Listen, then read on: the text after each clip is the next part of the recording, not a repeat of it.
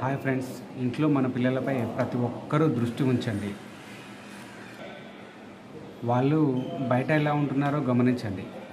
వాళ్ళు మనతో ఉంటున్నది, మన బంగారు కొండలు మనతో ఉంటున్నది నిజమైన క్యారెక్టర్ కాదు. వాళ్ళ ఫ్రెండ్స్తో ఎలా ఉంటున్నారు అన్నదే నిజమైన క్యారెక్టర్.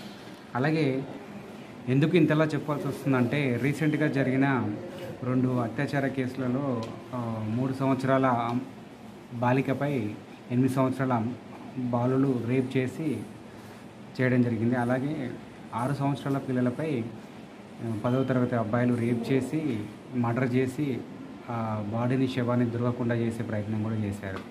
ఇది అందరికీ తెలిసిన విషయమే. ఇదంతా చేసింది ఏదో పక్క దేశం నుంచో, పక్క రాష్ట్రం నుంచో వచ్చి చేసిన వాళ్ళు కాదు. మన కాంప్లెక్స్లోనే, మన దగ్గరలోనే, మన ఫ్రెండ్స్లలో ఉన్న వాళ్ళ దగ్గర నుంచెల్లే ఈ మన బంగారు కొండలే, ఏం తెలియని మన బంగారు కొండలే ఇది చేయడం జరిగింది. కాబట్టి